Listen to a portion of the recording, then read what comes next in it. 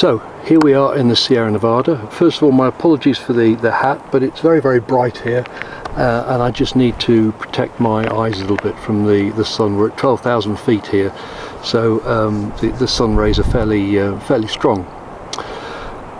So we get into a position where we're asked to deliver a session, and this can very often happen in two sorts of ways. First, we might be working within an organisation, and let's say we are a trainer within an organisation, and one of the managers says, I need my staff training on advanced PowerPoint.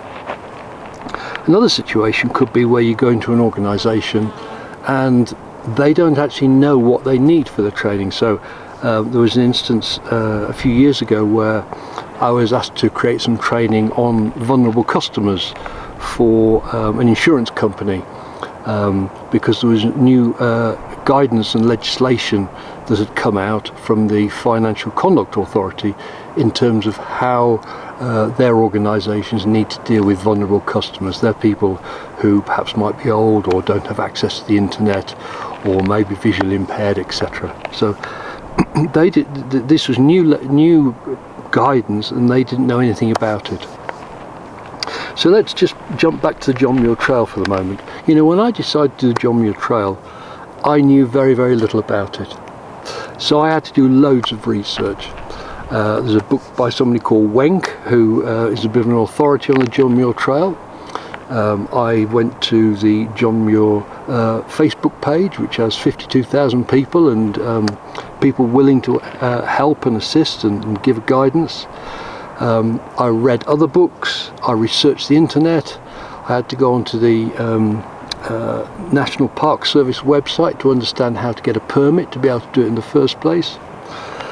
So I had to do lots and lots of research in terms of finding out all about it. Bear canisters, had to find out about those.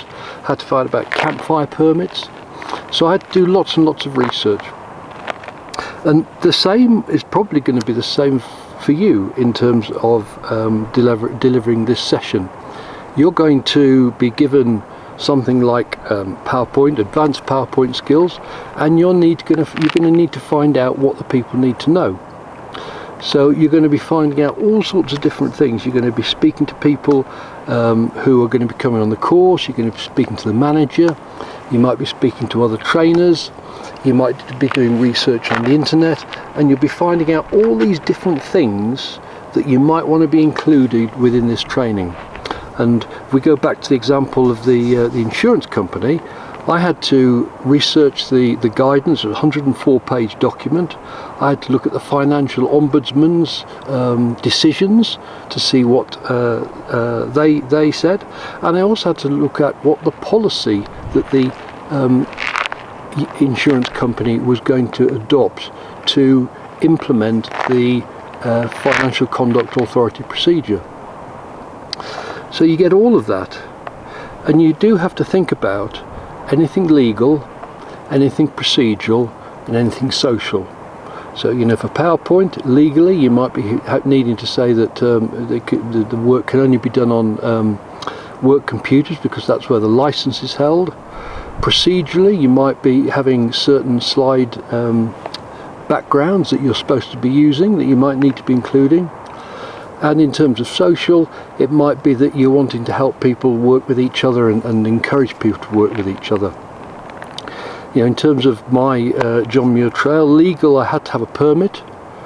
Procedural, there's certain things I have to do if I get to a certain height, or certain things I have to do with my bear canister. And social, we're encouraged again to work with other people and help other people on the trail should they need help. And the same was sure for the insurance company. So what was legal? What did they have to implement, because that's what the FCA were telling them to do? What was procedural? In other words, how did they want it implementing within their company?